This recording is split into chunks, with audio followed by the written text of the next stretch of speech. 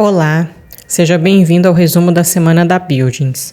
Eu sou Ellen Costa, hoje é dia 16 de fevereiro e eu vou compartilhar com você as principais notícias do mercado imobiliário corporativo desta última semana.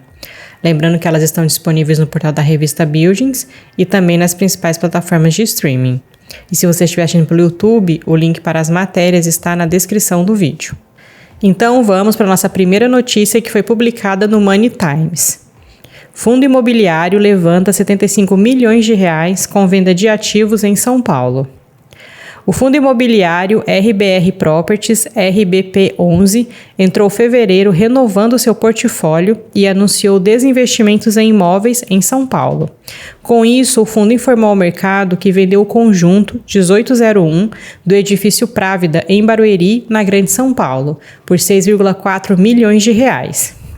A venda teve uma taxa interna de retorno, TIR, de 11,35% ao ano, e a operação vai gerar ganho de capital líquido de comissão de 0,03 centavos por cota. Além disso, o fundo vendeu os conjuntos 11 e 12 do edifício Maiconos, na Vila Olímpia, bairro da capital paulista, por 6,6 milhões de reais. Segundo o fundo, a venda teve um TIR de 10,3% e ganho de capital de 0,10 centavos por cota. Desta forma, somando as duas operações, o RBR Properties terá ganho de 1,5 milhão de reais, ou 0,13 centavos por cota. Na semana passada, o fundo imobiliário assumiu um compromisso de desinvestimento no edifício Amauri, no Itaim Bibi, em São Paulo, por 62 milhões de reais. O fundo explica que já recebeu 1,3 milhão pela venda do imóvel, também localizado em São Paulo, em forma de sinal.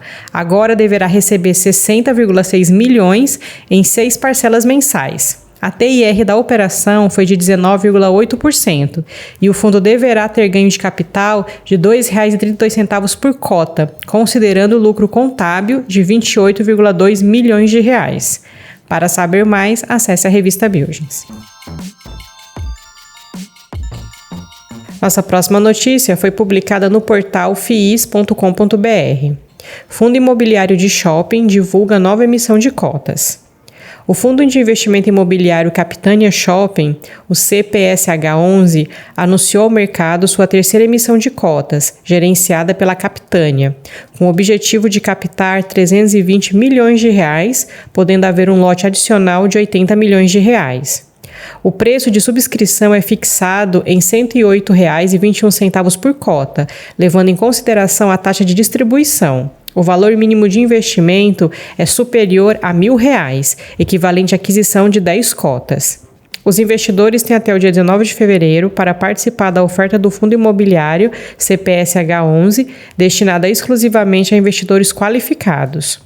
Os recursos arrecadados serão destinados ao pagamento de obrigações relacionadas a imóveis já presentes na carteira do fundo. Entre esses imóveis, destaca-se o complexo de 2 shoppings localizados nas proximidades da estação do metrô Tatuapé, em São Paulo, cuja aquisição está estimada em 82,5 milhões de reais. Além disso, o fundo tem em seu pipeline o compromisso de quitar as obrigações relacionadas à aquisição de 10% do shopping Praia de Belas, em Porto Alegre, por um montante de 75 milhões de reais. Adicionalmente, foi formalizado um acordo para a aquisição de 10,625%. Adicionalmente, foi formalizado um acordo para a aquisição de 10,625% do primeiro Fashion Outlet de Novo Hamburgo, com um investimento total de 27,5 milhões de reais. Por último, o CPSH11 pretende adquirir 3% de participação no Shopping Parque Dom Pedro, desembolsando 70 milhões de reais. Para saber mais, acesse a revista Build. Nossa próxima notícia foi publicada no Valor Econômico. Multiplan foca em expansão e já começa a avaliar novos pontos para a construção em 2025 e 2026.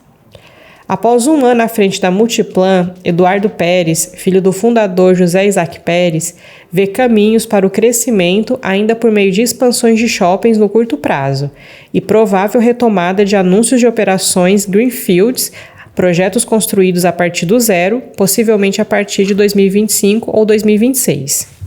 Com 20 shoppings no portfólio, a Multiplan começou a colocar de pé o seu último grande investimento, o Shopping Parque Jacarepaguá, em 2021, no Rio de Janeiro, após um dos piores anos da história recente do setor, quando os investimentos desapareceram por causa da pandemia. Há um entendimento de que com as expansões se acelera a diluição dos custos condominiais e o retorno dos shoppings cresce com a geração de um novo fluxo de clientes. É uma visão do grupo e do mercado, o que acaba jogando mais para frente uma retomada em peso dos novos empreendimentos. Nos últimos 10 anos, a Multiplan abriu 2 shoppings. Para 2024, a Abrace, Associação do Setor, estima de 8 a 10 aberturas. Continuamos ousados e atentos aos greenfields, olhando com carinho cidades no litoral paulista, no Nordeste e no cinturão do agro em Goiânia e Mato Grosso do Sul, diz Pérez, CEO do grupo. Após a recente expansão do BH Shopping, por exemplo, a receita de aluguel subiu 100%. Para saber mais, acesse a revista Buildings. Nossa próxima notícia foi publicada no Terra. Empresas novamente exigem retorno de funcionários aos escritórios. Home office versus trabalho presencial nas empresas segue em discussão, apesar da volta massiva dos colaboradores às empresas. Para se ter ideia, a IBM nos Estados Unidos exigiu recentemente que os funcionários que trabalham remotamente e não moram perto de um escritório se mudem e cumpram o regime de trabalho híbrido acordado, indo ao escritório próprio de um cliente da companhia pelo menos 3 vezes por semana. Assim como a IBM, outras grandes empresas decidiram adotar políticas de retorno ao modelo presencial em 2024, além de implementarem sistemas de monitoramento dos profissionais nos escritórios. Para Daniela Kleiman, CEO da Future e um dos principais nomes do futurismo no Brasil e na América Latina, a decisão da retomada para o formato presencial, justificada pelas empresas principalmente por uma queda de produtividade, pode ser motivada por outros fatores. Abre aspas. Essa decisão está sendo motivada muito mais por um conflito de gerações, por líderes acostumados a trabalhar no escritório, herança do modelo industrial, e homens que não conseguiram conciliar o dia a dia do lar com a rotina profissional. A verdade é que nunca medimos a produtividade dos funcionários, e sim as horas trabalhadas. Fecha aspas. Daniela comenta que se o funcionário terminasse todas as suas tarefas em 4 horas, ele não era liberado para voltar para casa. A medida deveria ser por entregas, mas os gestores de hoje não sabem liderar dessa forma.